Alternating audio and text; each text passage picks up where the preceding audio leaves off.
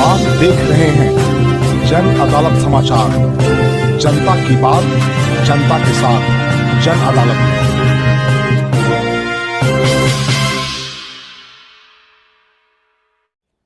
कि मेरे भाई बहन, मेरे परिवारजन आज आजादी का पर्व मना रहे हैं।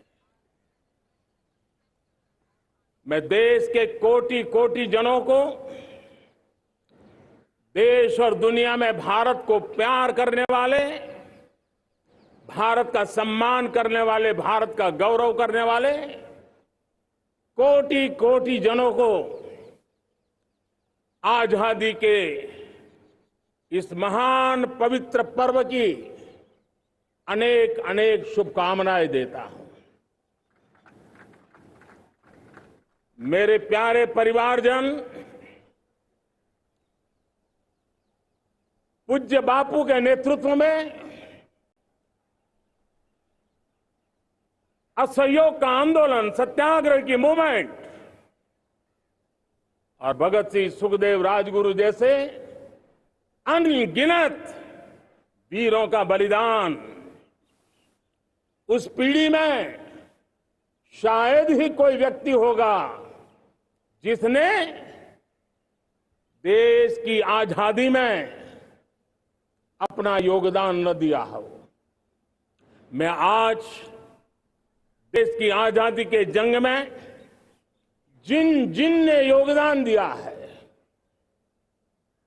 बलिदान दिए हैं, त्याग किया है, तपस्या की है, उन सबको आदरपूर्वक नमन करता हूं, उनका अभिनंदन करता हूं। हमें याद है 1200 साल पहले इस देश पर आक्रमण हुआ। एक छोटे से राज्य के छोटे से राजा का पराजय हुआ, लेकिन तब पता तक नहीं था कि एक घटना भारत को 1000 साल की गुलामी में फंसा देगी। और हम गुलामी में जकड़ते गए, जकड़ते गए, जकड़ते गए। जो आया लूटता गया, जो जिसका मन चाहा हम पे आंख सवार हो गया। कैसा विपरीत काल रहा होगा वो 1000 साल का। मेरे प्यारे परिवारजनों, घटना छोटी क्यों ना हो, लेकिन 1000 साल तक प्रभाव छोड़ के रही है। लेकिन मैं आज इस बात का जिक्र इसलिए करना चाहता हूं कि भारत के वीरों ने इस कालखंड में कोई भूभाग ऐसा नहीं था, कोई समय ऐसा नहीं था जब उन्होंने देश की आजादी के लौ को जलता न रखा हो, बलिदान की परंपरा न बनाई हो। मां भारती बेड़ियों से मुक्त होने के लिए उठ खड़ी हुई थी, जंजीरों को झकझोर रही थी, और देश की नारी शक्ति, देश की युवा शक्ति, देश के किसान, देश के गांव के लोग, मजदूर, कोई हिंदुस्तानी ऐसा नहीं था जो आजादी के सपने को लेकर के जीता न हो।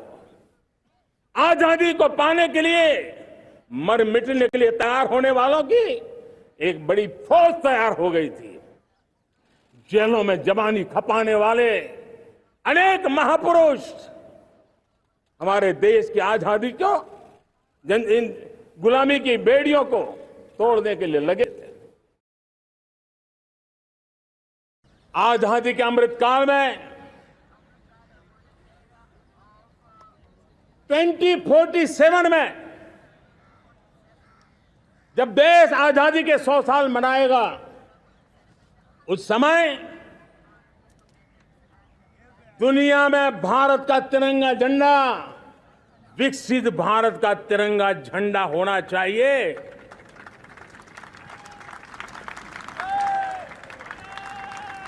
रत्ती भर भी हमें रुकना नहीं है, पीछे नहीं हटना है। और इसके लिए शुचिता, पारदर्शिता और निष्पक्षता, ये पहली मजबूती की जरूरत है।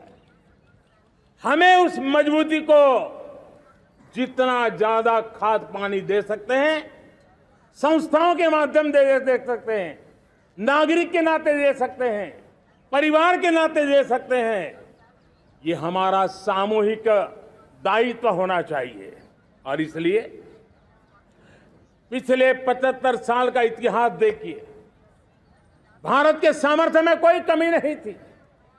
अरे जो देश कभी सोना की चिड़िया कहा जाता था, वो देश क्यों न फिर से उस सामर्थ्य को लेकर के खड़ा हो सकता है।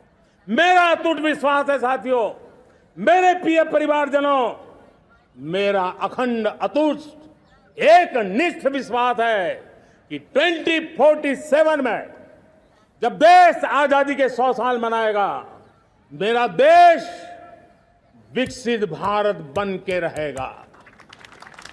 और ये मैं मेरे देश के सामर्थ्य के आधार पर कह रहा हूं, मेरे उपलब्ध संसाधनों के आधार पर कह रहा हूं, और सबसे ज्यादा 30 से कम आयु वाली मेरी युवा शक्ति के भरोसे कह रहा हूं, मेरी माताओं बहनों के सामर्थ्य के भरोसे कह रहा हूं। आज 15 अगस्त महान क्रांतिकारी और अध्यात्म जीवन के ऋषितुल्य प्रणेता श्री अरबिंदो की 150वीं जयंती पूर्ण हो रही है। ये वर्ष स्वामी दयानंद सरस्वती के 150वीं जयंती का वर्ष है। ये वर्ष रानी दुर्गावती के 500वीं जन्मशती का बहुत ही पवित्र अवसर है, जो पूरा देश बड़े धामधूम से मनाने वाला है। ये वर्ष मीराबाई भक्ति योग की सिरमौर मीराबाई के 525 वर्ष का भी ये पावन पर्व है।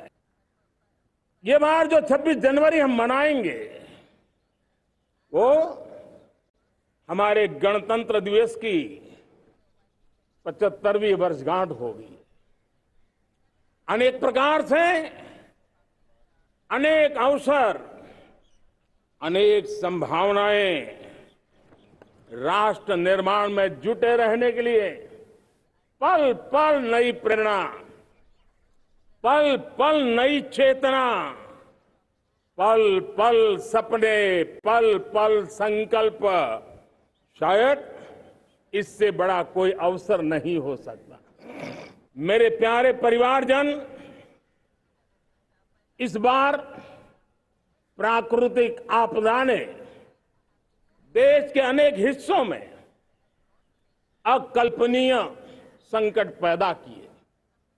जिन परिवारों ने इस संकट में सहन किया है, मैं उन सभी परिवारजनों के प्रति अपनी संवेदना प्रकट करता हूं, और राज्य और केंद्र सरकार मिलकर के